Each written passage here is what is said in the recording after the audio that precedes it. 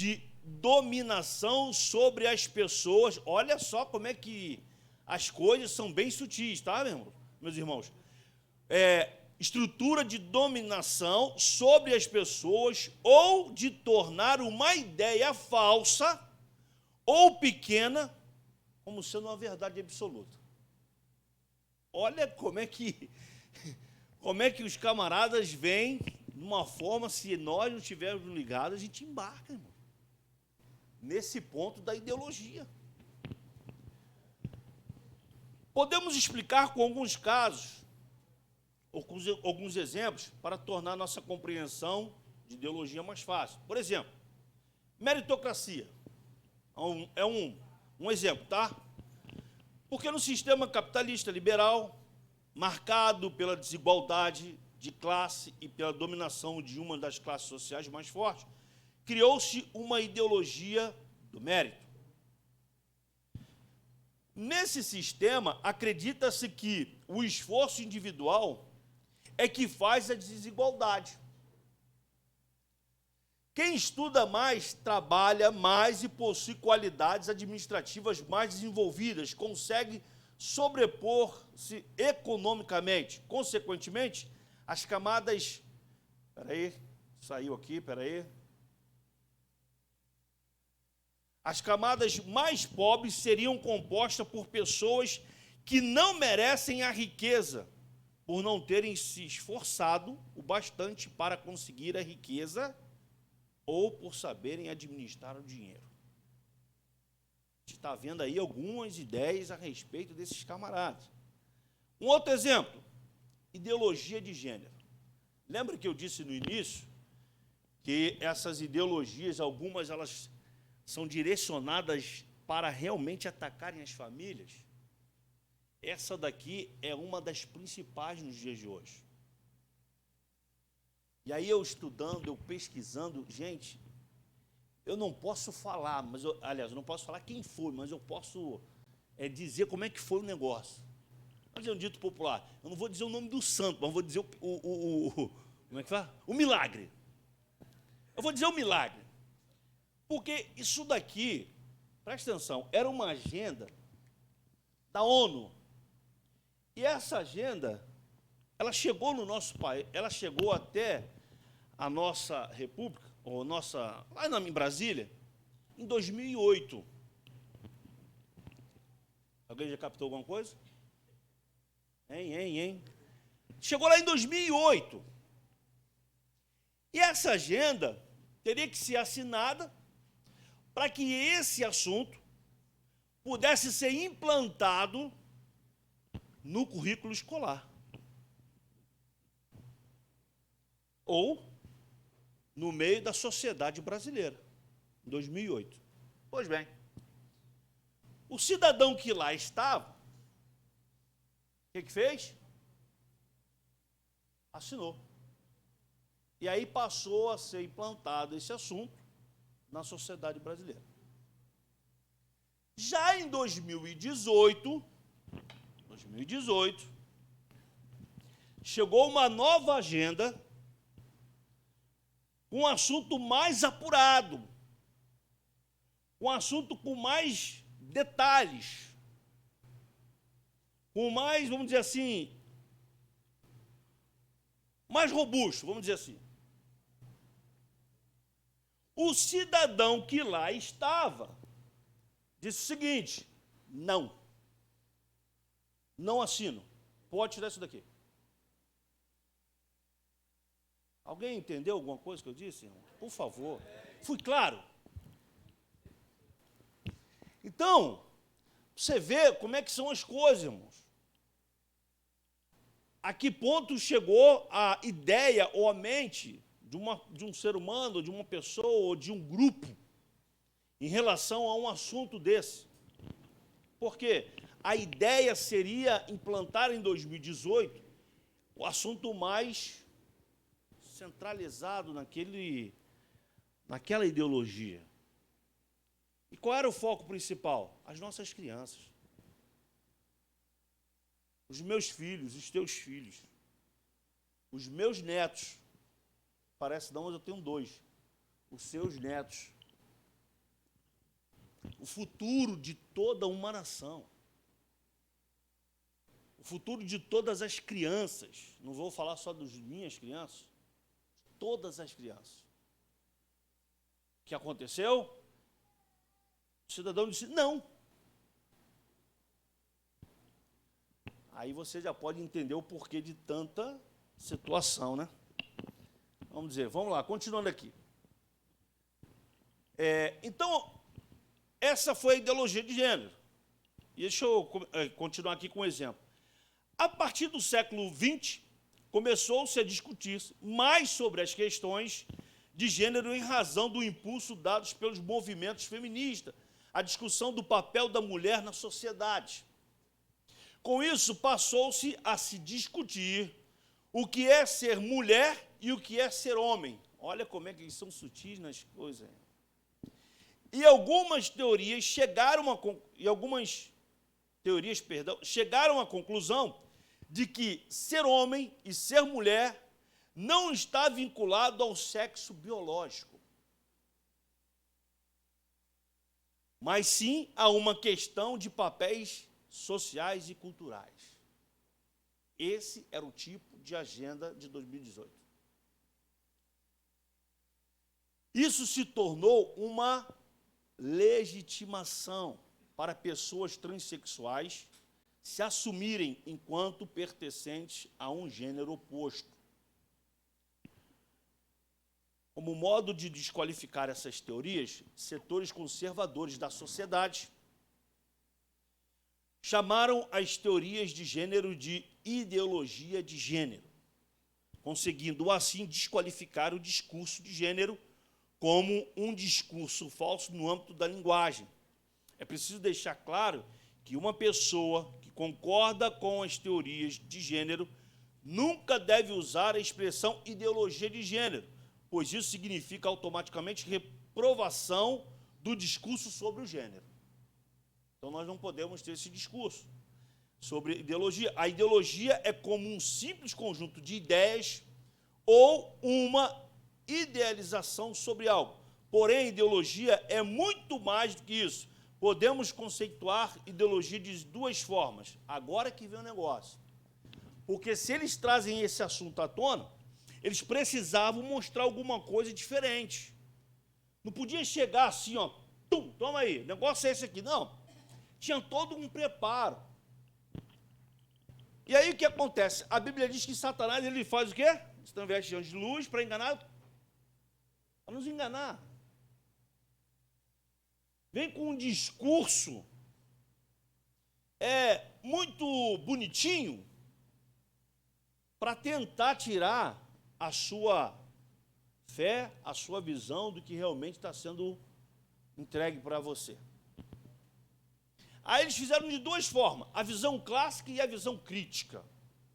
Na visão clássica, o termo tem o significado de uma espécie de ciência capaz de organizar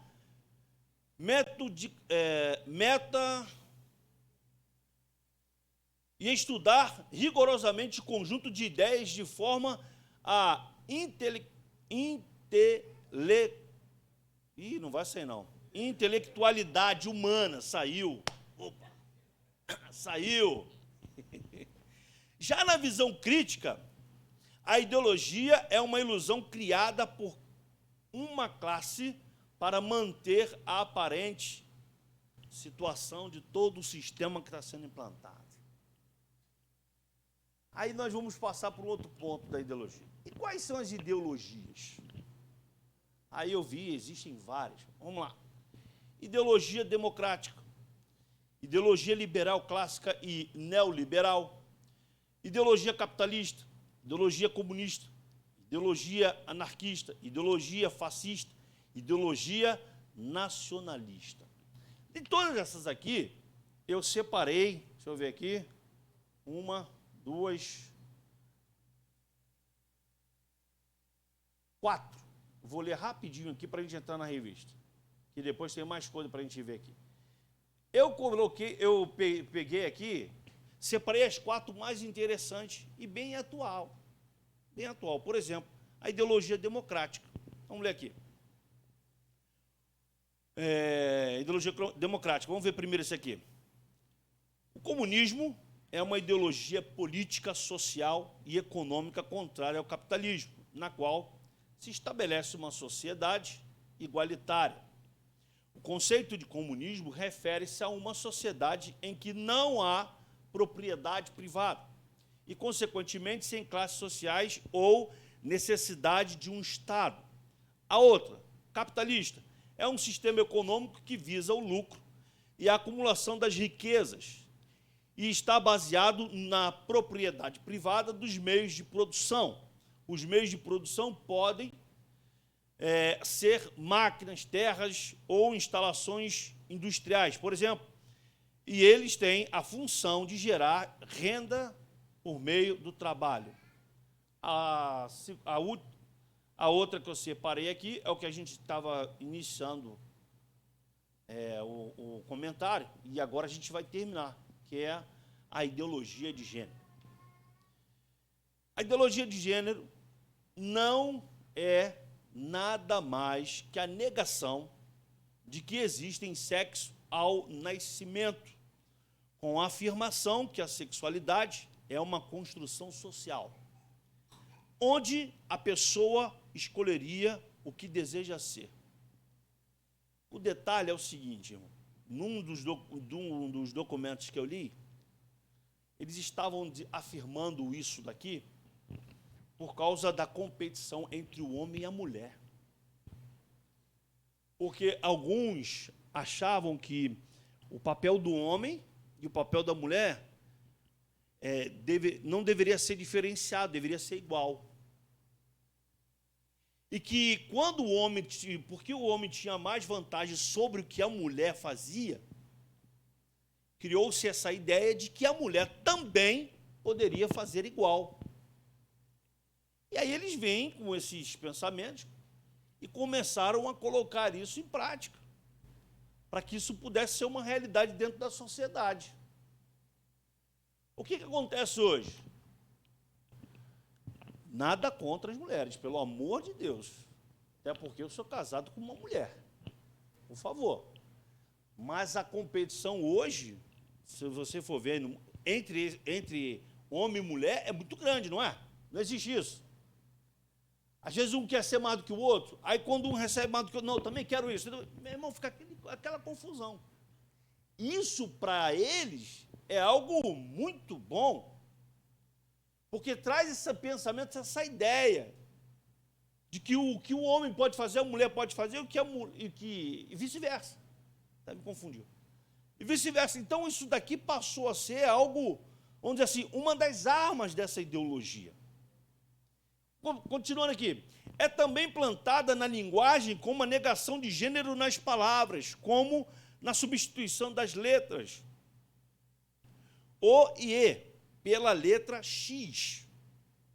Para dar um exemplo, a palavra menino ou a sua variação no feminino, que seria a palavra menina, transformou-se em menix, visando a neutralidade. Ou seja, o X é a que faz a neutralidade dentro dessa ideologia. Aí passou-se a ter uma situação aqui no nosso país, em que a pessoa que estava na presidência, naquela época, assinou um decreto, eu até esqueci de anotar aqui o nome do decreto, que eu não vou estar tendo essa situação aqui, do decreto, mas depois vocês pesquisam aí, decreto sobre o nome social, vocês vão ver, vocês vão conseguir encontrar. Que a partir dessa situação aqui, passou o quê? A ser uma lei estabelecida no país, onde a pessoa ela se sentiria mais assim confortável em sendo homem, não ser chamado de Fernando, e sim de Fernanda. Então essa pessoa assinou esse decreto, é o chamado nome social, e aí passou a ser mais incorporado isso aqui.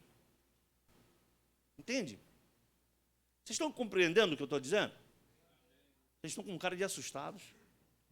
É isso mesmo, essas ideologias aí querem afetar as nossas famílias. A gente vai ver mais aqui. E aí passou a ser uma coisa assim normal. Eu posso chegar lá e mudar meu nome. Detalhe, a nível nacional, todos os cartórios são obrigados a fazer isso, por conta desse decreto. Continuando aqui. Então, a ideologia de gênero, na verdade, tem suas origens nas ideias dos pais do comunismo. Fala, Rogério. Aí eu ia entrar aqui, porque já é uma outra situação também.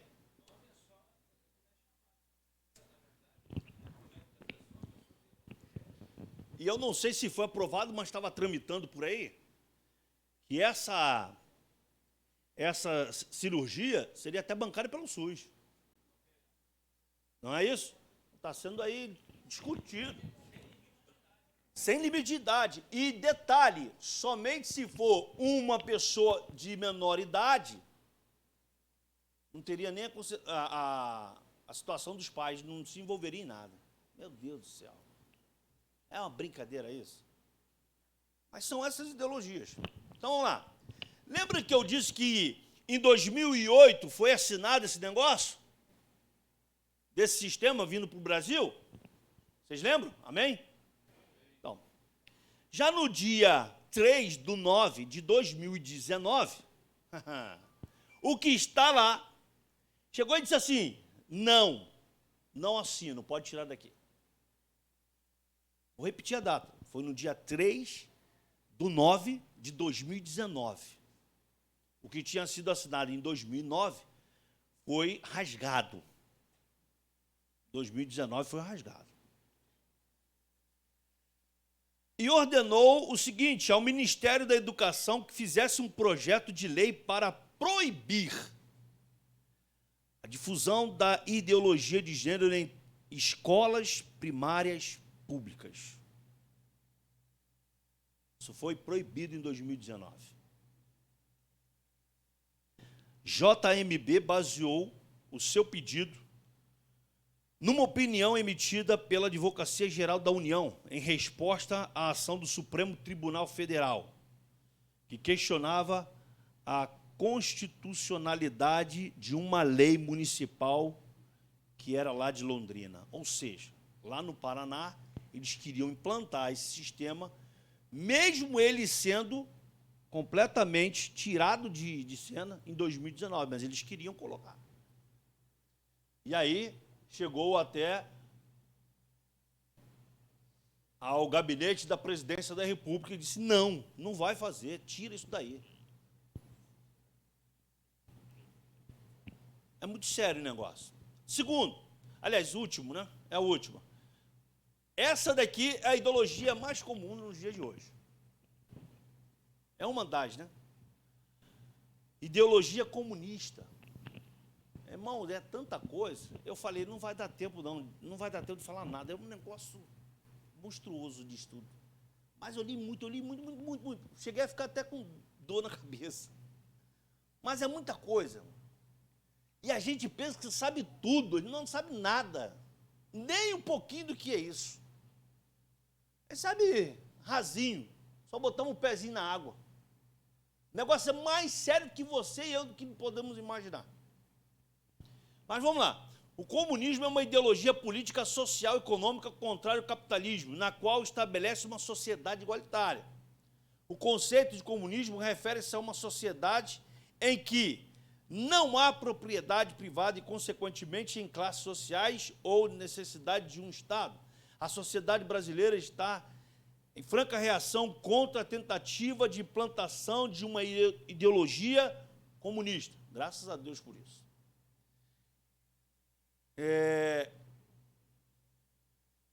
Que continue sendo uma situação conservadora em nosso país. Porque esses camaradas, só para vocês terem uma ideia,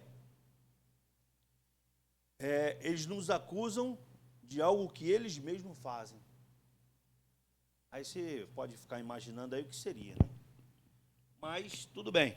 Vamos passar aqui, porque tem mais coisas aqui. Interessante, irmãos, que dentro desse tudo isso aí que a gente estudou para trazer para hoje, A gente ouviu e viu situações muito complicadas. Por exemplo,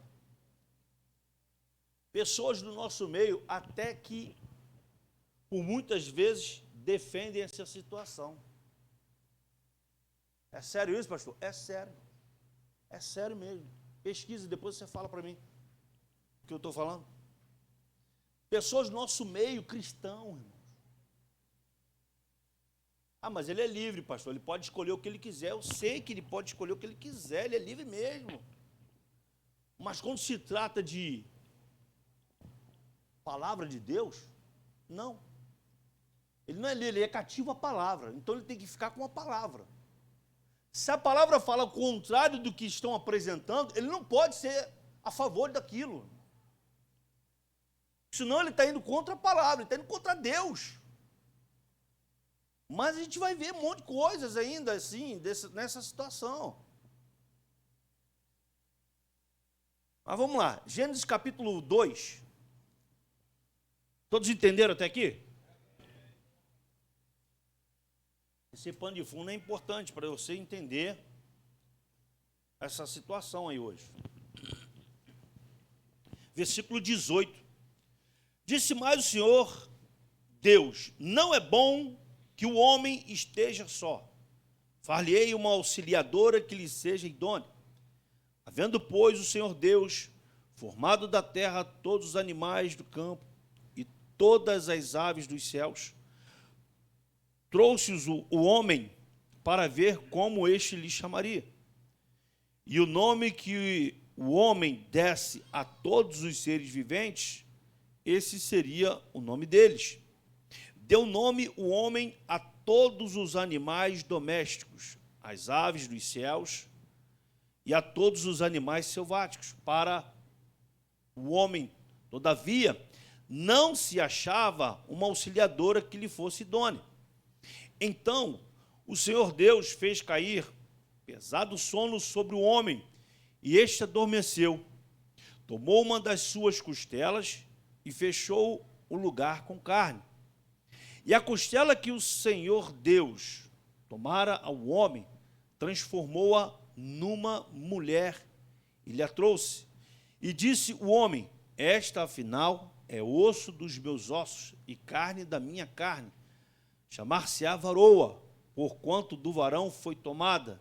Por isso deixa o homem pai e mãe e se une à sua mulher, tornando-se os dois uma só carne. Deixa eu comentar aqui, porque isso aqui é bem interessante. Aí eu vi um comentário rapidinho, antes de eu ler aqui, que o homem muito inteligente, né? Você olha para o cachorro, você fala o quê? Que é um cachorro, né?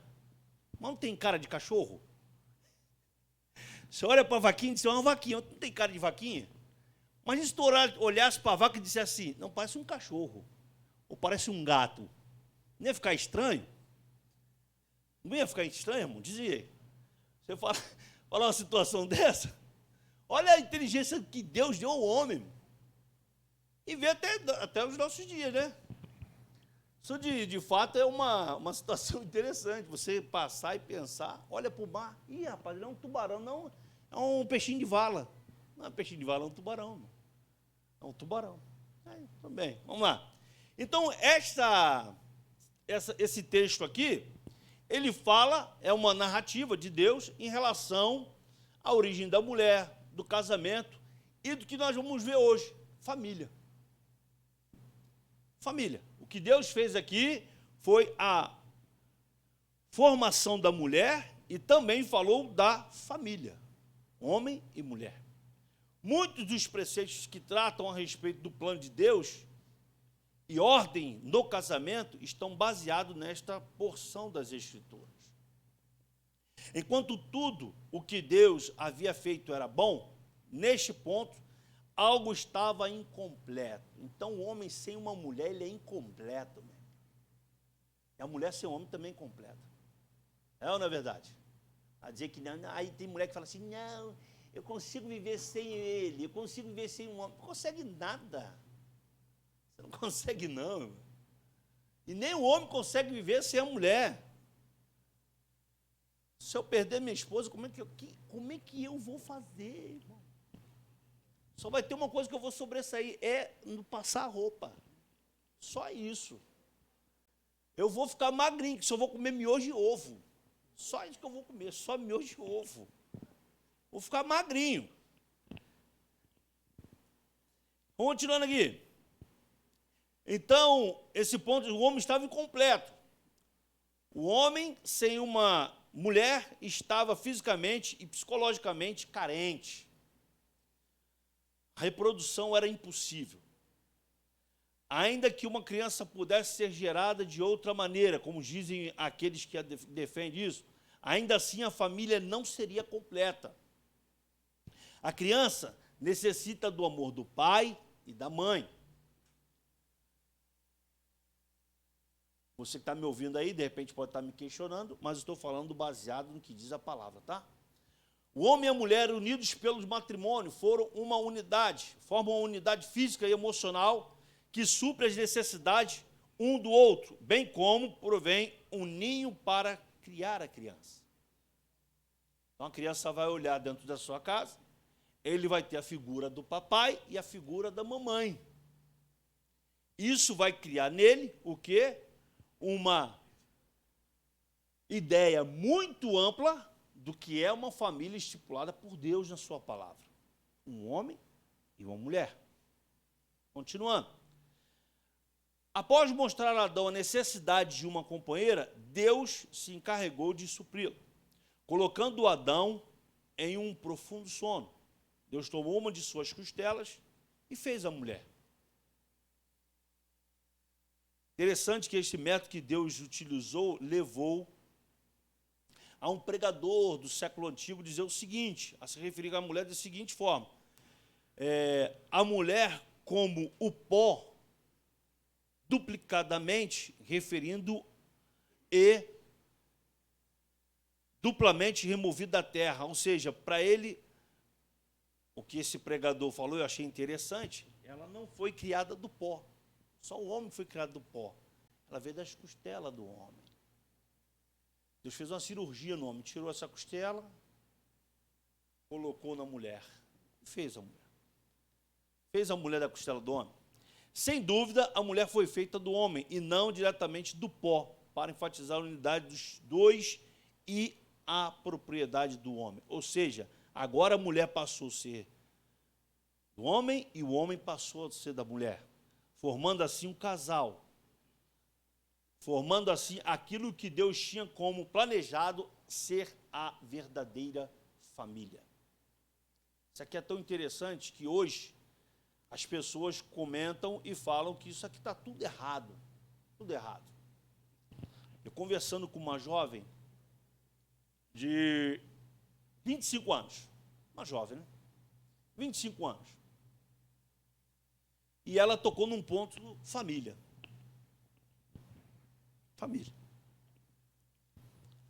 E eu fui explicar para ela o que era família. Disse para ela assim: olha, querida, família é papai, mamãe e filho. E os filhinhos. Isso é papai, mamãe e filhinhos dentro do lar. Não, olha a resposta da jovem. Não necessariamente. Eu falei, como assim não necessariamente? Agora você vai ter que me explicar, eu não entendi. Não, porque esse não é o padrão. Eu falei, não é o padrão? Por que não é o padrão? Aí ela deu várias explicações, não cabe eu falar aqui agora, mas deu várias explicações. Dentro de todas as explicações que ela disse, ou que ela falou para mim, eu disse assim para ela: vem cá, de todos esses padrões que você falou aí, você não acha que a humanidade iria desaparecer? O ser humano ia desaparecer da Terra? Acho que em menos de 100 anos ia desaparecer todo mundo. Ou até um pouco mais, ou menos, não sei. Não, porque existem outros métodos. Eu falei, que outros métodos? Nós estamos falando de coisa natural, criada por Deus. É isso que eu estou querendo te explicar. Sabe o que aconteceu? Não me deu nem uma boa noite, nem até amanhã. Foi embora. Aí tudo bem. Aí sabe o que aconteceu mais ainda? Não conversa mais comigo. Não fala mais comigo, irmão. É só bom dia, boa tarde e olhe lá. Tudo bem, eu vou fazer o quê? Por que eu estou falando isso para você? Porque terão situações na vida de vocês, na medida em que vocês, à medida que nós, vamos botar nós, aprendemos, lemos e mergulhamos mais nas coisas de Deus, nós seremos mais questionados, irmãos. As pessoas vão vir perguntar para cada um de nós algumas coisas que estão permeando toda uma sociedade hoje. É ou não é verdade? E isso, infelizmente, está sendo implantado na cabeça dos nossos jovens. Pastor Anderson, de verdade, eu louvo a Deus pela tua vida com os jovens nessa igreja. Porque eles compraram a tua ideia, não a sua ideia, mas a de Deus em primeiro lugar, e aquilo que você transmite para eles. Porque a gente vê aqui uns jovens sendo bênção de Deus. Quem esteve aqui sabe o que eu estou te falando ontem. A gente vê os jovens, bênção de Deus mesmo. E eu tenho certeza que, a respeito desse assunto, eles estão bem cascudos. Mas tem outros lá fora que não estão, irmãos. E estão sendo bombardeados o tempo todo com essas ideias, com essas ideologias. Para quê? Para destruir as famílias. Tem um vídeo na internet, um camarada aí, que ele diz o seguinte, com todas as letras, todas as palavras, bem claro, a nossa intenção é destruir as famílias. Quem já viu esse vídeo aí? Aí, muitos. Mas não vai destruir porque Deus é maior. A minha família, a sua família, nasceu no coração de Deus. E família é algo que Deus prima, olha, tem um carinho muito grande pela família. Está aqui, a gente acabou de ler aqui o texto. Foi ele que criou a família. Mas a gente tem que ter o quê? Resposta para essas pessoas, para esses jovens, para esses adolescentes, para essas pessoas que chegam com assuntos assim cada vez piores, perguntando para cada um de nós, irmãos. Perguntando mesmo. Chegou um e disse para mim uma vez, Fernando, pela minha opção sexual, eu vou para o inferno? Perguntou para mim. Se perguntou, eu posso responder, né? Eu não posso chegar já dizendo para ele que ele vai, não posso fazer isso, que eu vou estar sendo desrespeitoso com ele. Mas se me perguntou, eu posso falar. Aí eu disse, vai. Me mostra na Bíblia. Mostro. Foi bom que não tinha ninguém. Aí eu abri a Bíblia, mostrei no Antigo Testamento, mostrei no Novo Testamento. Então você vai, não vai? Ele vai, mas eu quero ficar assim mesmo. Então tá bom, então fica. Aí já um problema é seu. Mas você foi alertado. Ezequiel 3,18 diz que o sangue daquele homem ou daquela, não, Deus não vai me pedir conta daquele sangue. Eu alertei. Então cabe a cada um de nós também alertar essas situações. Mas eu tenho vergonha, pastor. Perde a vergonha hoje, em nome de Jesus. Vamos lá para a revista. Pastor, mas aí eu vou perder a minha amizade com fulano de tal. Meu irmão, perde a tua amizade, mas não perde a tua salvação. Ou você prefere a tua amizade do que a tua salvação? Eis a questão, né? Aí é uma opção sua. Nesta lição mostraremos que a família é um projeto de Deus e que há valores fundamentais sobre os quais ela está edificada. Tratamos aqui também dos perigos que rondam a família cristã, velhas práticas como a infidelidade conjugal, bem como os modelos alternativos de construção familiar, são perigos que demandam essa nossa atenção.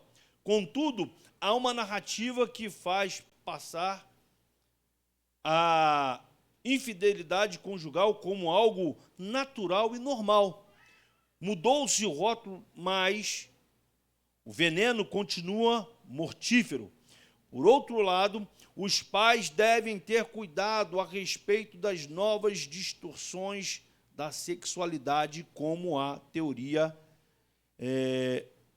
Genderquerre, esse negócio aí mesmo. Vigiemos. Eu vou pedir perdão, mas muito perdão aos meus irmãos. Passou despercebido sobre meus olhos essa teoria.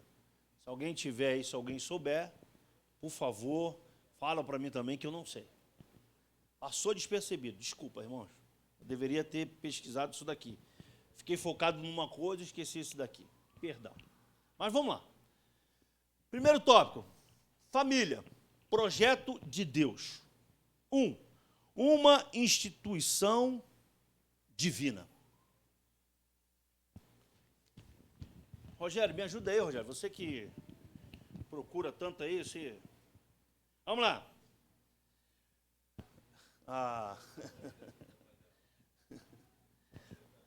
Vamos lá. Quando consultado pelos fariseus sobre a questão do divórcio, Jesus respondeu: portanto, o que Deus ajuntou, não separe o homem. Ao dizer que ninguém separasse o que Deus havia ajuntado, nosso Senhor se referia à constituição familiar. E mais, com essa fala, Jesus reconheceu que a família é uma instituição divina. Foi Deus e não o homem que a criou. A família, portanto, é a criação de Deus. Esse fato mostra a importância que a família tem no projeto de Deus para a humanidade. Ora, ele tem um projeto para a humanidade e nele Deus incluiu a família. Ele tem um plano para a igreja e nele Deus também incluiu a família. Deixa eu ler aqui, porque a minha família nasceu no coração de Deus, pois quem criou foi o próprio Deus, é a sua também. E Deus pega a nossa família, pega a minha, a sua família e inclui nesse plano. Ou seja, na igreja, na sua obra, naquilo que Ele designou para que sua igreja fizesse. Por isso que Deus tem um carinho pela família. Hoje, infelizmente, nós temos notícias, chega até dos nossos ouvidos, de homens que estão à frente de grandes congregações ou de igrejas que se separam e acham isso uma coisa natural. Isso passa para quem? Para todo um rebanho. Porque se o líder faz isso, então eu, como membro daquela igreja, também tenho o direito de fazer aquilo. Então isso, abre aspas, virou uma coisa natural, fecha aspas, no nosso meio. Porque as pessoas acham que isso é uma coisa normal, mas não é. Não é normal. Hebreus 13, 9 diz o seguinte: digno de honra entre todos seja o matrimônio, bem como o leito sem mácula, porque Deus julgará os impuros e adúlteros. Segundo, a célula máter da sociedade.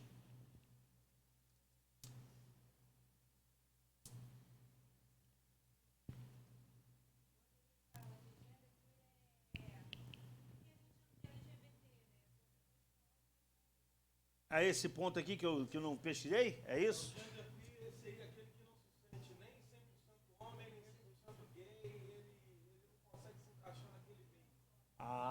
É tipo os pansexuais, essas coisas que o cara não consegue se encaixar numa classe, então tudo que não se encaixa, seria faz parte.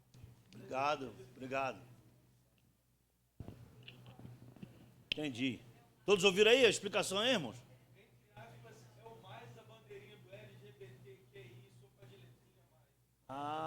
Tá, entendi.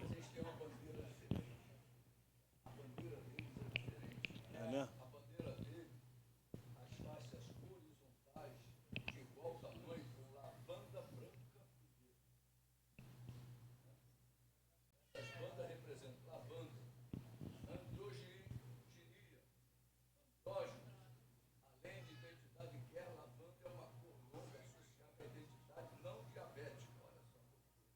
Branco, propriedade agente,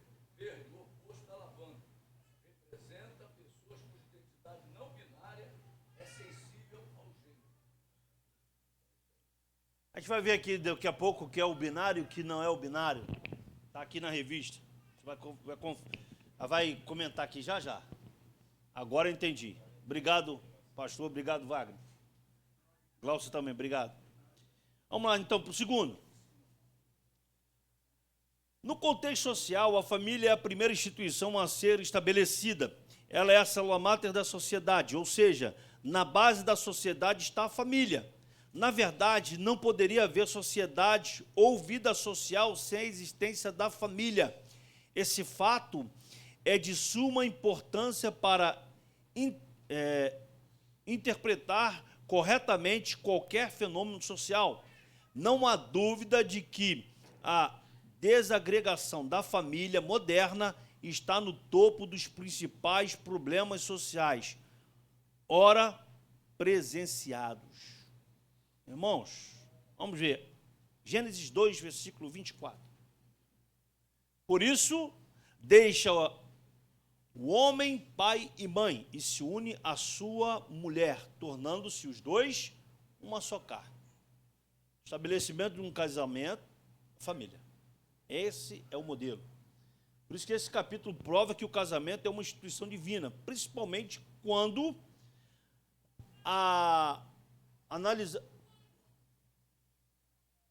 quando analisamos esse versículo, chegamos à seguinte conclusão: Deus pessoalmente realizou o primeiro casamento.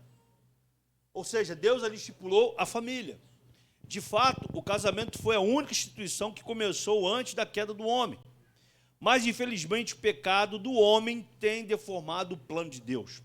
A intenção de Deus é que o casamento seja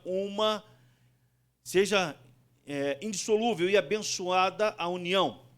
Um homem e uma mulher unidos e sendo exclusivos dos demais. O pecado trouxe o divórcio, aí começou a poligamia, o adultério, a promiscuidade e a perversão. A família é a célula máter da sociedade. Sabe de quem é essa frase? Essa frase é de Rui Barbosa. Tá? A família é ainda a pedra fundamental da sociedade. Paz e harmonia, esta é a verdadeira riqueza de uma família. Porque as pessoas acham o seguinte, aí eu fui pesquisar o que seria, na verdade, o significado de família. Porque eles têm tanta dúvida, né? As pessoas falam tantas coisas, eu vi em vários, está lá escrito o seguinte: grupo de pessoas vivendo sob o mesmo teto. Aí é bem claro e objetivo o significado: esposo, o pai, a mãe e os filhos. Esse é o significado. Mas querem mudar o significado disso? Então, tudo bem, muda, mas esse é o significado original, é esse. Não tem, você pode procurar em qualquer lugar aí. O significado original é esse aqui.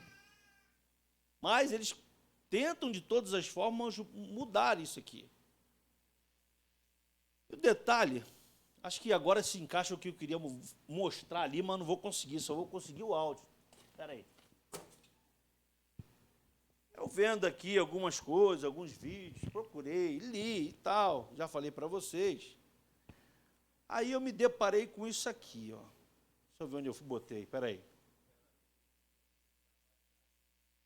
Tá, mas eu vou só botar o áudio. Não tem problema não. Mas é porque tem a figura da pessoa, não quero... Embora esteja na internet, está na internet, não tem problema, mas eu vou botar só o áudio mesmo, para vocês entenderem. Espera aí, deixa do início, calma aí.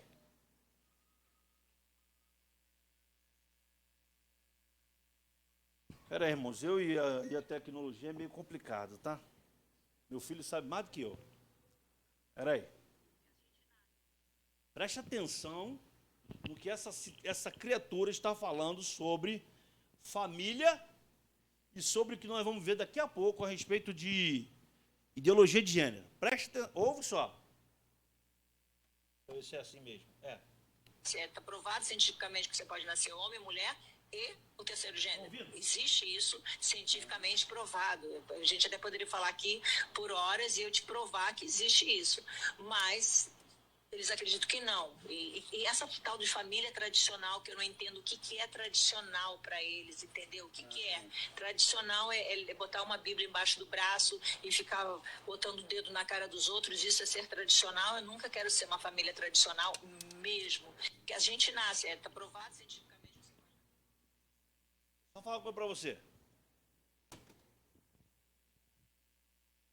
Você vê como é que as coisas são, né? Essa pessoa foi endeusada por muitos na década de 80 e 90. Mas tem esse conceito de família e tem esse conceito a respeito da ideologia de gênero. Ainda bem que não está mais naquele auge todo. Porque imagina se tivesse. Imagina se tivesse, irmão.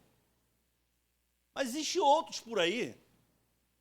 Existem outros por aí que têm feito uma bagunça. Sem citar nomes. São 2 irmãos. Captaram o que eu estou falando? Ou não? Captaram? Não? Poxa vida, são 2 irmãos, irmão. Muito adorados por algum, é uma classe de pessoas, e outra uma classe maior, ou seja, de criança e outro mais adulto. Eu falo depois. Entendeu? E que está influenciando muito. Irmãos, a gente tem que estar muito ligado com isso, por favor. Segundo ponto, vamos continuar aí, senão vai dar tempo, depois eu falo mais o resto. Vamos lá. Fundamentos da família cristã: o casamento monogâmico e heterossexual. No contexto do Novo Testamento, o casamento é monogâmico, isto é, o indivíduo só pode ter um cônjuge. A poligamia era muito praticada no Antigo Testamento, inclusive no contexto do Antigo Testamento. Contudo, no Novo Testamento, o princípio da monogamia não era apenas ensinado, mas sobretudo exigido. A poligamia, portanto, deve ser rejeitada como uma forma distorcida e pervertida da construção familiar. Esse é o primeiro ponto. Vamos abrir a Bíblia aí em 1 Timóteo, capítulo 3, versículo 2. Vamos lá. Diz assim: é necessário, portanto, que o bispo seja irrepreensível, esposo de uma só mulher, temperante, sóbrio, modesto, hospitaleiro, apto para ensinar. Aí eu destaquei 2 aqui, porque o camarada hoje não quer ser esposo de uma só mulher e ele nem quer ensinar. Haja vista as igrejas que não têm o que você está tendo hoje aqui, uma oportunidade de conversar comigo, a gente debater algumas coisas, a gente ler junto, eu te ensinar, você me ensinar, e é dessa forma. Porque engana-se quem acha que o professor não aprende. É ruim, o professor aprende muito. Acabei de aprender hoje com o Wagner, não sabia nem o que era aquilo, porque eu não pesquisei. Então a gente aprende também. Então isso é algo que hoje virou normal. Então o camarada quer ter 2 mulheres, o camarada não quer ensinar, o camarada... Mas ele quer ser um bispo, ele quer ser um pastor, ele quer ser um diabo. Ele quer ser. Agora passa para o outro ponto, que é o outro parágrafo. Da mesma forma, o casamento bíblico é heterossexual. Isso é constituído por um homem e uma mulher. Quando Deus criou o primeiro casal, os chamou de macho e fêmea. Por isso Jesus disse que Deus criou o homem e mulher. Isso mostra que o gênero é baseado no sexo biológico. Não há um terceiro sexo. Biblicamente, o casamento deve e precisa ser heterossexual, constituído por um macho e uma fêmea, um homem e uma mulher. Mateus capítulo 19, vamos lá.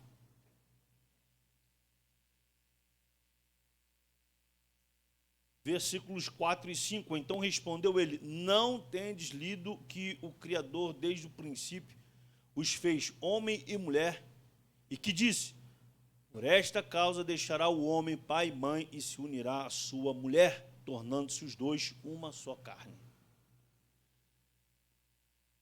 Vamos ler aqui rapidinho. Ninguém pode e nem vai conseguir mudar de forma plena aquilo que Deus determinou em sua palavra. Por mais que eles tentem desconstruir isso daqui, por mais que tentem dizer o contrário disso aqui, meu irmão, é isso aqui, ponto final. É isso aqui, ponto final. Fato é que desde o início da história, o diabo tenta mudar os planos de Deus para a família e por falta de conhecimento, infelizmente, muitos têm sido afetados. A família é constituída por homem e mulher. Quando Deus instituiu a família, ele o fez unindo o gênero feminino e o gênero masculino. Não existe a possibilidade de uma família ser iniciada e se perpetuar de outra forma. Não existe. Porque o esposo, a esposa, se casa. O que acontece? Vem os filhos. Depois vem os netos. Depois vem os bisnetos. E aí vai. É toda uma cadeia que vai acontecendo. E quando é um casamento contrário, isso não tem como acontecer. Ah, mas tem outros métodos aí. Não, meu irmão, eu estou dizendo um método natural. O método que Deus criou. Não é verdade? Não tem como. Deus conta com cada um de nós para anunciar a verdade, que é a palavra de Deus. João 17 fala isso: santifica-os na verdade, a tua palavra é a verdade. Segundo, casamento indissolúvel e confessional. Vamos lá. Vou pegar aqui. Outro princípio do casamento bíblico é que ele é indissolúvel. Jesus disse que o que Deus ajuntou não separe o homem. O casamento bíblico é feito para durar. Já foi dito neste trimestre que Jesus reconheceu a cláusula da execução do adultério como um acontecimento que pode por fim o casamento. Isso também foi explicado aqui pelo nosso pastor muito bem na aula 4. Então, você que veio, você aprendeu sobre esse assunto também. Nesse foi as 4 ou foi as 5, né? Não, foi a 4 mesmo, foi a 4, isso aí. Nesse caso, há ainda a possibilidade do perdão por parte do cônjuge traído, o que faz com que o casamento não seja dissolvido. Há ainda a questão do abandono por parte do não crente, que, segundo o apóstolo Paulo, deixaria o cônjuge abandonado não sujeito à servidão. Contudo, deve-se observar que essas são exceções e não a regra. Ainda outro princípio importante para considerar o contexto do casamento cristão é a questão da confessionalidade. A Escritura preceitua que não deve haver união entre o crente e o incrédulo. Aí é uma outra situação, porque senão vai ter problemas, né? Interessante dizer aqui, o crente, ele namora com crente. O crente casa com crente. Pastor, mas é aquele primeiro crente que eu olhei e meus olhinhos brilharam? Não. É aquele que Deus vai dar direção para você casar. Porque depois de casar, meu irmão, não adianta, não vai separar, não. Não tem como. Não pode. Então você faz ali a listinha para Deus do que você deseja, daquilo que você quer. Como é que ela seja? Não, tem que ser assim, assim, assim, tal, tal. Pronto. Aí você vai. Uma coisa interessante também. Você vai ver como é que ela trata, ou como é que ele trata os seus pais. É uma dica. Você vai ver como é que são as coisas. Você vai ver como é que são as situações. Mas tudo bem, isso aí é para uma outra aula. Mas vamos lá. Terceiro tópico. A sutileza da nova configuração familiar. Agora que o negócio começa. Vamos lá. Que é o segundo tópico. Segundo não. É o terceiro. Deixa eu beber uma água aqui.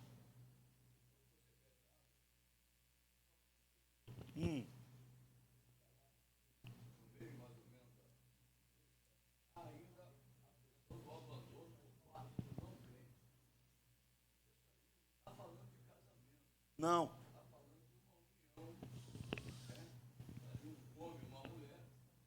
Que se converte, isso aí. E esse casal não é casado. A impressão que se dá aqui diz assim, que, segundo o apóstolo Paulo, deixaria o cônjuge abandonado, não sujeito à servidão.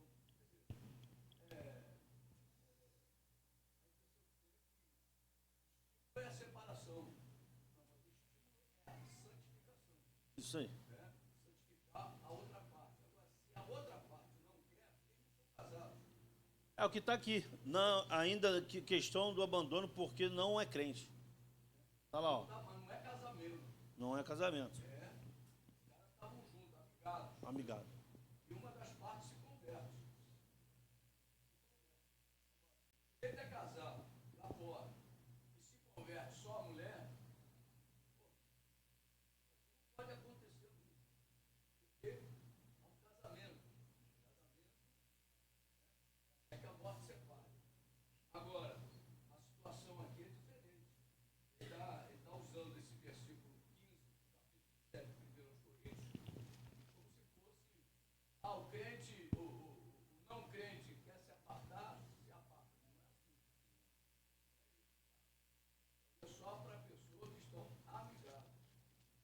E chegam na igreja numa situação, né, de que a igreja vai o quê? Vai orientar a pessoa cristã a santificar seu companheiro, ou vice-versa. Se a pessoa disser para outra, olha, ou eu ou Jesus, com certeza a pessoa conheceu a verdade, conheceu a palavra. Nós tivemos um caso que eu lembro aqui, foi de uma irmã, que era minha vizinha, a irmã Cida e o mineiro. A Cida se converteu, ele não se converteu, ele veio se converter depois de 15 anos, ou 20 anos. Mas em momento algum ela abandonou ele, e ela ficou ali, pedia oração aqui na igreja, ia lá em casa, nós orávamos por ele, nós pregávamos para ele, e teve uma hora que ele aceitou a Jesus, se casaram, organizaram a sua vida, e permaneceu até o dia em que ele faleceu. Infelizmente, não, Deus recolheu o irmão, mas ela ajeitou a vida dele. Isso aconteceu com a minha mãe e com meu pai. Pronto. Minha mãe e meu pai. Minha mãe se converteu, meu pai veio se converter. Mas tua mãe era casada. Minha mãe já era casada. 30 anos depois, já é a situação que ele não era casado. Isso aí, é verdade. Mas em relação ao que eu digo de regra de fé, aliás, na verdade é essa situação. Mas vamos lá. Onde foi que eu parei, gente? 3 casamentos entre pessoas do mesmo sexo. Não é isso? É. Em maio de 2011, o Supremo Tribunal Federal reconheceu a união homoafetiva como núcleo familiar como qualquer outro. Isso porque não havia e nem há uma lei aprovada no Congresso Nacional que legisle sobre esse assunto, a partir do entendimento firmado pelo STF em maio de 2011. O Superior Tribunal de Justiça determinou, em outubro daquele ano, que o mesmo reconhecimento se aplicava para os casamentos. Para evitar a falta de reconhecimento nos cartórios, o Conselho Nacional de Justiça publicou uma resolução em que regulamentava os trâmites e proibia os cartórios de recusar a celebração de casamento civil e a conversão da união estável em casamento entre pessoas do mesmo sexo. Essa nova configuração familiar, dada pela justiça brasileira, provocou reações entre os cristãos, principalmente os evangélicos. Ora, entendemos que a família é formada por homem e mulher, conforme definido na Bíblia, e não entre duas pessoas do mesmo sexo. O próprio Jesus afirmou que, no princípio, Deus fez o macho e fêmea. Vamos lá, tem que comentar. Eu já falei qual era o significado de família. Esposo, pai, mãe e filho. A gente não pode aprofundar muito, mas, né? A gente não pode aprofundar muito, mas, baseado no que diz a Bíblia, eu posso. Levítico 18, versículo 22, que é a minha regra de fé, diz: com homem não te deitarás. Como se fosse mulher. É abominação. É abominação. Romanos capítulo 1. Vamos lá. Romanos capítulo 1. Ah, mas eu não acredito na Bíblia, o que você está lendo. Tá bom, mas é o que está aqui na Bíblia. Então, eu estou lendo o que está na Bíblia. Se você não acredita, tudo bem, mas eu acredito. Um texto aqui interessante. Romanos capítulo 1, versículo 24. Por isso Deus entregou tais homens à imundícia, pelas concupiscências de seu próprio coração, para desonrarem o seu corpo entre si. Pois eles mudaram a verdade de Deus em mentira, adorando e servindo a criatura em lugar do Criador, o qual é bendito eternamente. Amém. Versículo 26. Por causa disso, os entregou Deus às paixões infames, porque até as mulheres mudaram o modo natural de suas relações íntimas por outro. Contrária à natureza, semelhantemente os homens também, deixando o contato natural da mulher, se inflamaram mutuamente em sua sensualidade, cometendo torpeza, homens com homens, e recebendo em si mesmos a merecida punição do seu erro. Não precisa nem de comentário. Vamos passar para outra. Ai, ai. 2. Sexualidade não binária. Uma pessoa não binária é aquela que não se percebe como pertencendo a um único gênero. Nesse aspecto, ela acredita que a expressão de gênero não se limita ao sexo masculino e feminino. Essa pessoa é aquilo que o Wagner falou. Faz parte, é isso aí. Assim, uma pessoa não binária pode achar que não é homem ou mulher. Nesse caso, teria uma ausência de gênero, ou ainda pode achar que as duas coisas ao mesmo tempo. Isso... Peraí, perdi aqui. Assim, uma pessoa não binária pode achar que não é homem ou mulher. Nesse caso, teria uma ausência de gênero. Ou ainda pode achar que as duas coisas ao mesmo tempo. Isso significa que, mesmo tendo o órgão genital de determinado sexo, não se reconhece dentro desse gênero. Evidentemente que isso contradiz a forma de expressão da sexualidade, conforme revelada na Bíblia, Levítico 18. É também uma negação das leis biológicas, que define os sexos masculino e feminino. Vamos lá. Nós falamos da pessoa não binária, agora vamos falar aqui da pessoa binária, porque é um tipo comum de sistema de gênero. O termo descreve um sistema no qual a sociedade divide as pessoas entre homem e mulher e determina para elas papéis sociais de gênero, identidades de gênero e atributos. Papéis de gênero são um dos aspectos do sistema de gênero binário. O que acontece é o seguinte, que chegou-se à conclusão de que existe, para eles, tá, irmão? Um terceiro sexo. Alguém sabe qual é? Alguém sabe qual é? Sim ou não? Ninguém sabe quem é? Qual é? Não? Eu também não sei. Se alguém souber, por favor, me avise. O que eu conheço é homem e mulher, macho e fêmea. Aí essa pessoa que vocês ouviram o áudio agora disse o seguinte: a gente pode conversar sobre esse assunto e vai durar horas, e eu tenho como provar para você que existe o terceiro sexo, mas eu queria estar do lado dela para ela me explicar. Aí eu ia falar para vocês,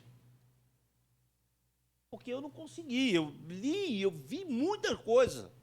Quinta-feira eu fui dormir, sexta-feira eu fui dormir 3h30 da manhã, procurando, lendo, estudando, ouvindo, e não vi nada.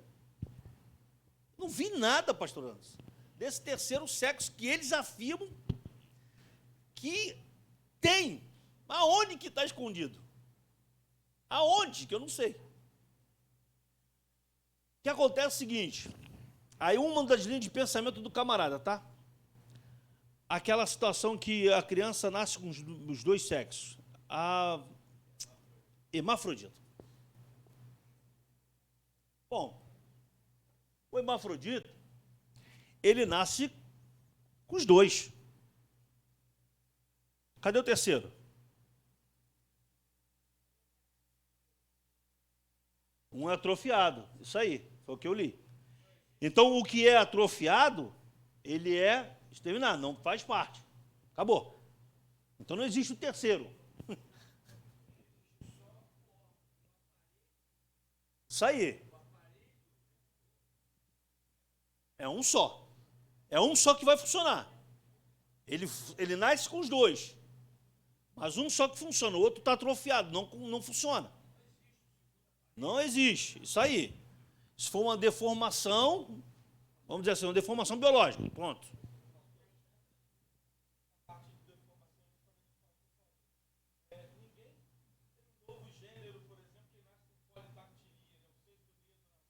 Uhum.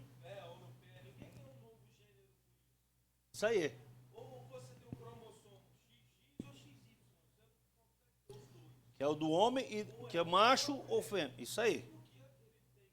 Má formação do ventre, nasce com os órgãos, ele tem que analisar o que Mas nesse contexto que a gente está estudando e que eu li também, é o seguinte, eles pegaram e colocaram o Y para identificar esse terceiro sexo. Só que não existe, não tem. É isso aí. Isso aí, mas eles colocaram para... isso aí, mas eles colocaram isso para quê? Para basear a sua tese. Eles basearam a tese dele nisso.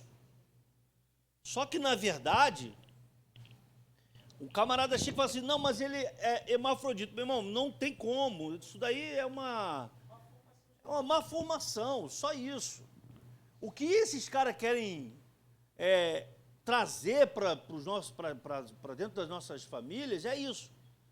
É colocar a goela abaixo que uma coisa que não existe, para eles existem. Pronto, é isso. Mas eles querem isso, é colocar, botar isso na cabeça de uma forma que você não tem como tirar. Pronto, vamos botar assim. Aí a importância, que nós vamos ver daqui a pouco aqui, o papel do pai e da mãe. Aí a minha importância e a sua importância de chegar para o meu filho, de chegar para os seus filhos e dizer assim, filhinho, vem cá, você pode ler tudo que você... Mas primeiro você lê a Bíblia, tá? Você lê a Bíblia mesmo. Porque ela é a base, é toda a base da nossa família. Do teu entendimento como homem, como cidadão, essa que é a base. Ah, papai, mas aí tem outros... Meu irmão, não interessa, mas a base é essa. Se você quer ser feliz, você segue essa base. Se você não quer, aí o problema é seu. Mas a base é essa aqui. É onde entra o nosso papel, de orientar. Vamos ver isso daqui a pouco. Então, essa situação aí, eles vêm com essa ideia de que não é o X, agora é o Y, para apoiar a sua ideologia, que na verdade não existe. Ficou claro isso? Vamos lá, o quarto e último tópico. Princípios bíblicos para uma família sólida. O papel dos pais. Os pais têm um papel preponderante na base da formação familiar. Aí eu vou colocar aqui como o principal é o papai, tá? Que é minha responsabilidade e sua. Isso significa dizer que os pais têm a missão de transmitir os valores a seus filhos. A educação dos filhos, portanto, deve tomar como princípio os valores ensinados pela palavra de Deus, a Bíblia. A crise atual da família é uma crise de valores, que onde a destruturação familiar, a ausência de valores, fatores predomina. Nesse aspecto, de alguma forma, os pais falharam em transmitir ou incutir na formação dos filhos aquilo que os definiria como verdadeiros cidadãos dos céus. No meio dessa guerra cultural, na qual se procura a desconstrução da identidade cristã, não dá para ser neutro.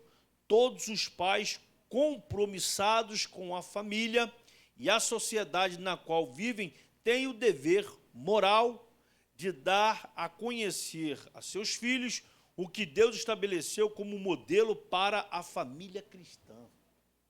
Então a responsabilidade, papai, é minha, é sua.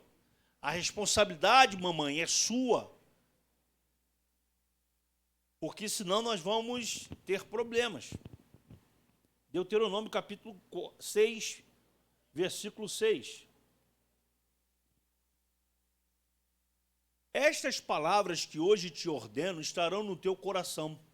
Tu as inculcarás a teus filhos, e delas falarás assentado em tua casa, e andando pelo caminho, e ao deitar-te, e ao levantar-te. Também as atarás como sinal na tua mão, e te serão por frontal entre os olhos. E as escreverás nos umbrais de tua casa e nas tuas portas. Provérbios 1, versículo 8 e 9, para depois comentarmos aqui. Filho meu, ouve o ensino de teu pai, e não deixes a instrução de tua mãe, porque serão diadema de graça para a tua cabeça e colares para o teu pescoço. Então nós precisamos estar muito atentos em relação à educação dos nossos filhos e netos. Eu vou falar por mim, tá, irmãos? Nada contra você não, tá? Por favor. Eu chego para o meu filho e falo assim, você hoje tem que ler um capítulo da Bíblia, e eu, quando chegar, vou perguntar para você o que você leu. Muitas das vezes é uma criança, tem 9 anos. Vamos dar um desconto. Eu chego em casa e pergunto, e aí, Felipe, leu?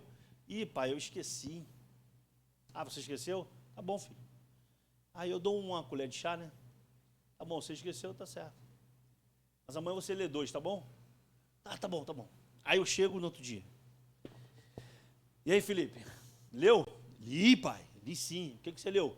Eu li isso, isso e isso. Meu irmão, mas ele vem com cada pergunta. Ele vem com cada pergunta. E às vezes eu paro e penso assim, qual a resposta que eu vou dar? Eu pensando comigo, né? Qual a resposta que eu vou dar? Porque dependendo da minha resposta, ele vai ter uma visão completamente diferente do que está escrito, né? Então tem que dar uma resposta bem clara e objetiva do que ele leu, dentro daquele contexto, buscando ter o mesmo pensamento que ele, não saindo do que diz a Bíblia, mas no mesmo pensamento, mais ou menos, para ele ter uma noção. Aí uma vez ele me ligou e disse assim, pai, eu posso ligar o computador? Eu falei, pode, filho, o que você vai fazer? Não, vou ver aqui o negócio aqui. Tá bom. Aí eu estou trabalhando, quando eu cheguei em casa, eu falei assim, e aí, filho, tu ligou o computador, o que tu fez? Poxa, pai, eu estava pesquisando sobre a Segunda Guerra Mundial. Falei, é mesmo? E aí, Felipe? Poxa, pai, eu li uma coisa assim interessante. Falei, o quê, filho? Pô, Hitler era muito mal. Pô, matou muitos judeus. E o povo de Deus, pai. Falei, filho. Eu fiquei pensando assim, falei, é verdade. garoto tá lendo mesmo. Eu falei, é isso aí, Felipe. Pai, mas olha só, deixa eu falar uma coisa aqui com o senhor aqui. O que aconteceu com Hitler? O que aconteceu com ele, pai? Eu falei, morreu. E se não se converteu, ele foi para o inferno. Acabou, essa história não tem meio termo, não. É isso aí, acabou. Eu falei, tá bom. Mas aí, eu cobro dele isso. Dele ler, meu. Você não tem esse hábito? Um conselho que eu vou te dar. Coloca esse hábito na tua vida agora. Se ele já lê, se teu filho já lê, pega e fala para ele assim, filhinho, vamos fazer o seguinte, lê só um versículo por dia, tá bom? Acabou. E aí depois você fala para o papai que você leu e a gente vai conversar, eu e você. Tá bom. Você vai ver como é que as coisas vão ser... vai chegar uma hora que as coisas vão começar a serem mais fáceis de se lidar. Que você já está inculcando, você está colocando em prática o que diz Deuteronômio, capítulo 6, versículo 6 e 9. Segundo, papel da igreja. Vamos lá. Alguém já disse que famílias fortes fazem igrejas fortes. Contudo, o inverso também reflete a verdade. Igrejas fortes fazem famílias igualmente fortes. Na verdade, a igreja, que é uma extensão familiar bem mais ampla, já que é constituída de várias famílias, é uma entidade terapêutica, onde a família pode ser curada. É missão da igreja também curar uma sociedade doente. Por outro lado, uma igreja doente, não acolhedora e distante da sociedade, não está cumprindo a missão para a qual foi chamada. É preciso atenção para isso. Uma família cristã sadia tem na igreja uma forte base espiritual. A igreja faz parte de sua vida. Isso significa que uma família forte faz parte ativamente da igreja. Evidentemente que os filhos devem ser criados nesse contexto, onde os valores cristãos são transmitidos. Aí envolve muitas coisas. Por exemplo, na igreja, preciso pegar o meu filho e trazer ele para a escola dominical. Preciso pegar o meu filho e botar ele lá na escolinha com as irmãs. Mas eu preciso também chegar e conversar com o meu filho a respeito do que diz a palavra. Lá em 1 Pedro, capítulo 2, vamos lá? Versículo 9 e o 10, diz assim: vós, porém, sois raça eleita, sacerdócio real, nação santa, povo de propriedade exclusiva de Deus, a fim de proclamardes as virtudes daquele que vos chamou das trevas para a sua maravilhosa luz. Vós, sim, que antes não erais povo, mas agora sois povo de Deus, que não tinhais alcançado misericórdia, mas agora alcançaste misericórdia. Ou seja, nós alcançamos essa misericórdia. Então, nós temos que entender que, como essa misericórdia chegou até nós, ela precisa chegar até os outros também. E Deus vai contar com o quê? Com a minha família e com a sua família. Para isso, a minha família precisa estar o quê? Estruturada na palavra, e a sua também precisa estar estruturada na palavra. Dentro desse assunto que nós estudamos nesta manhã, sobre as ideologias, nós vimos muitas coisas em relação ao que esse assunto mostra para nós. Ou seja, temos que ter cuidado, temos que estar ligados e, principalmente, estarmos orando contra essas ideologias que têm uma finalidade que é fácil de perceber, é destruição, é desconstrução daquilo que Deus instituiu através da sua palavra. Deixa eu ler aqui a conclusão. Chegamos ao final de mais uma lição bíblica. Vimos que a família está sob ataque. Desvios sutis procuram desconstruir o projeto da família tradicional.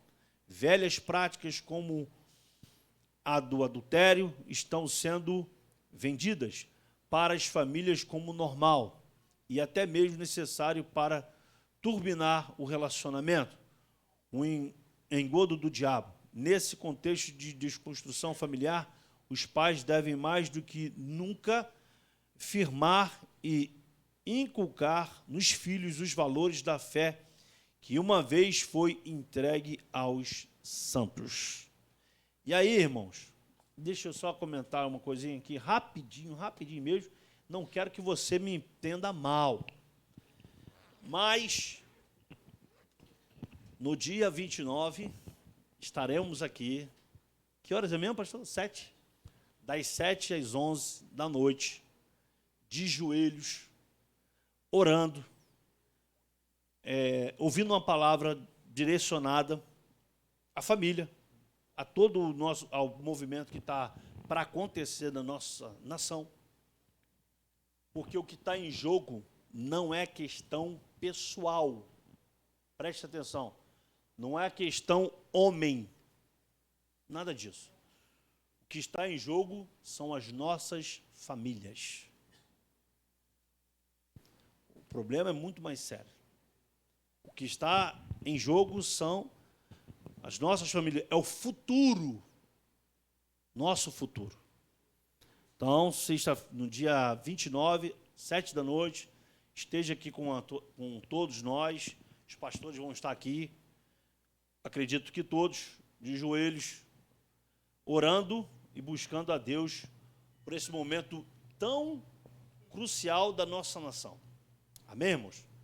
É muito fácil, é só você colocar aí na sua agenda, e se você puder estar conosco, esteja conosco para estarmos aqui orando em nome de Jesus. Amém? Glória a Deus, vamos orar? Cadê o pastor Joaquim? Vai vir? Não? Vamos terminar então? Amém? Vamos ficar de pé, irmãos? Vamos orar? Logo mais às 18 horas, o segundo dia do Congresso Jovem, 14º Congresso Jovem da Geração do Avivamento. Quem não esteve aqui ontem, perdeu, foi uma bênção. Hoje, com certeza, vai ser outra bênção. Deus vai usar esses jovens como tem usado, e tem sido uma bênção. Eu creio em nome de Jesus que hoje também vai ser uma bênção. Amém, irmãos? Vamos orar a Deus. Pai, muito obrigado por esta manhã. Aprendemos um pouco mais sobre essas questões que estão aí neste mundo, tentando destruir as nossas famílias, mas nós a colocamos nas Tuas mãos, Pai. Pedimos a Tua graça, a Tua misericórdia, pedimos que o Senhor venha guardar as nossas famílias, Pai, debaixo das Tuas mãos poderosas, Senhor. Ó Deus, o Pai, sabendo a sua posição como chefe do lar, a mãe sabendo a sua posição de auxiliadora, também de uma chefe de lar, ó Deus, e que o Senhor possa nos guardar, Senhor. Guarda as nossas crianças, Pai. Guarda os nossos filhos. Livra os nossos filhos de todo mal, Senhor. De toda ação do inimigo, Pai, que tenta todo o tempo destruir, Pai, os nossos filhos e as nossas famílias. Em nome de Jesus, nós repreendemos todo o mal agora, Senhor. Ó Deus, e profetizamos famílias fortes, igreja forte. Senhor, em nome de Jesus, famílias santificadas, igreja santificada. Deus, em nome de Jesus, nossas famílias no Teu altar, Senhor, nossas vidas na Tua presença, Pai. Ó Senhor, em nome de Jesus, Pai, que todo o ataque do inimigo seja agora anulado contra as nossas famílias, contra as nossas casas, contra os nossos casamentos, contra os nossos esposos e esposas. Pai, em nome de Jesus, Pai, nos guarda e nos cobre com Teu sangue. Em nome de Jesus, que venhamos a permanecer somente firmados na Tua palavra. Em nome de Jesus, Pai, porque a Tua palavra é a verdade. Oh, Deus, a Tua palavra é a verdade, Pai. Que venhamos a permanecer firmes e inabaláveis na Tua presença. Oh, Deus, em nome de Jesus, ó Pai, e nos guarda, Senhor, e nos livra de todo ataque do inimigo, em nome de Jesus. Amém, irmãos? Vamos dar a benção? Que o grande amor de Deus Pai, que a graça de nosso Senhor e Salvador, Jesus Cristo, as doces e eternas consolações do Espírito Santo de Deus, seja com cada um de nós, hoje e para todo sempre. Você que ama o Senhor, diga amém. Vamos em paz, em nome de Jesus.